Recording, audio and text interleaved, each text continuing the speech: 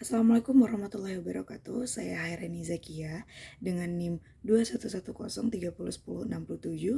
Di sini saya akan menjelaskan tentang ilmu, sains, agama, dan ketuhanan. Nah, bagaimana ini berkesinambungan? Maka kita akan bahas sebagai berikut. Jadi, sebagian Muslim itu berpendapat bahwa Islam ini lebih akrab dengan sains ketimbang agama-agama lain. Ini suatu perkembangan menarik karena anggapan tersebut itu kurang sempurna dalam artian melihat keadaan sains-sains alam sekarang sudah tuntas yang belum tentu benar adanya. Nah, sains itu merupakan subjek yang mengalami perkembangan terus-menerus. Sedangkan teori-teori yang kita terima sekarang itu boleh jadi tersungkur di masa depan. Atau setidak-tidaknya ia akan dijabarkan dalam rangka yang lebih luas daripada penjelasan teori-teori yang ada pada saat ini. Nah, kaum muslim itu bersikap lebih kritis pada sains karena ada percobaan yang menafsirkan sains dalam perspektif Islam. Karena pada prinsipnya Islam itu menegaskan perlunya menafsirkan segenap aspek kehidupan selaras dengan keimanan. Karena tidak bisa orang membahas sains seakan-akan ia adalah bidang pengetahuan yang sepenuhnya mandiri. Lantaran itu berarti setidak-tidaknya menyertakan nilai-nilai sains sekular dengan agama. Nah, sains itu perlu dipahami dalam kerangka nilai-nilai Islam. Hanya dengan begitu, sains akan mampu menarik minat kaum muslimin.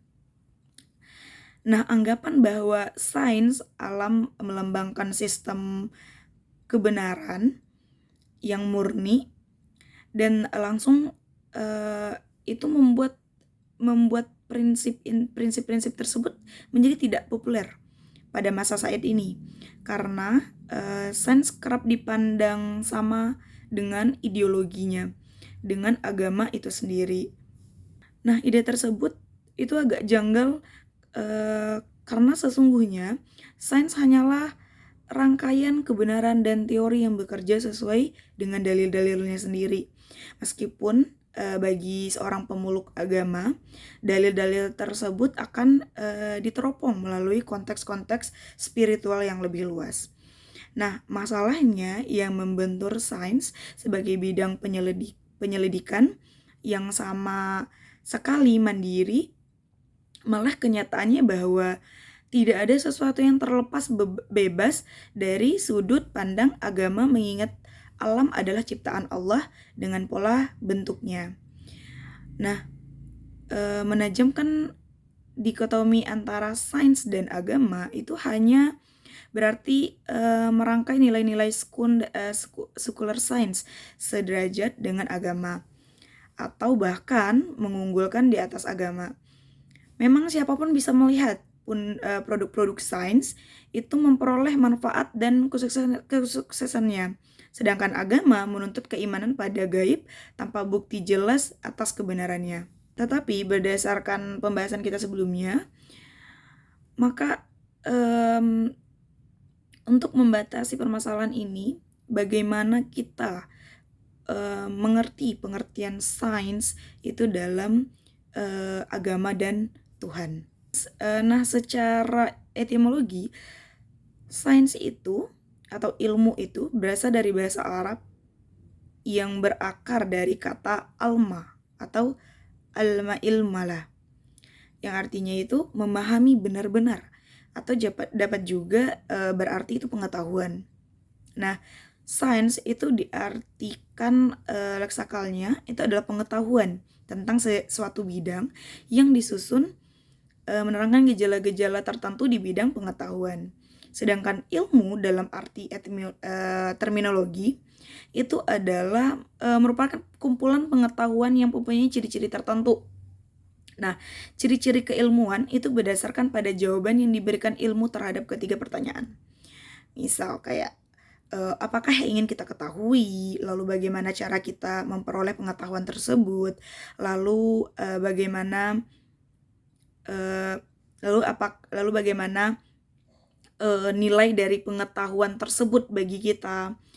Nah, dari ketiga pengertian tersebut dapat kita memahami bahwa ilmu atau sains itu disusun secara jelas yang dibarengi dengan ketentuan pengetahuan juga.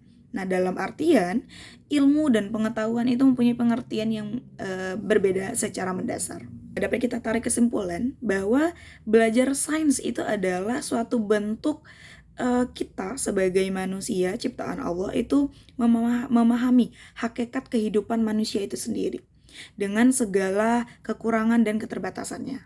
Dengan belajar sains kita belajar untuk menjadi rendah hati, lalu kita belajar bagaimana kita bersosialisasi, belajar bagaimana memahami diri sendiri, harkat kehidupan manusia sebagai penghuni alam semesta. Nah, sains itu sebenarnya dapat mempertebal keyakinan dan keimanan. Namun, iman juga dapat digoyahkan oleh sains seandainya kita mencampur adukan dengan pemahaman agama. Nah, pengkaitan fenomena alam dengan ayat-ayat suci secara serampangan itu menjadi salah satu faktor bagaimana sikap kita yang mencampur adukan fenomena tersebut malah akan memberikan pemahaman yang salah. Bagi para agamawan yang kurang memahami sains, tindakan ini akan menyesatkan. Sebaliknya, mengkaitkan sains dengan agama oleh mereka yang kurang dibekali ilmu agama bisa membuat kesimpulan yang diambil menjadi konyol dan menggelikan. Nah, dengan begitu tidak akan ada terjadi benturan yang terlalu besar atau jarak yang terlalu lebar yang memisahkan kedua prinsip dan sudut pandang antara sains dan agama.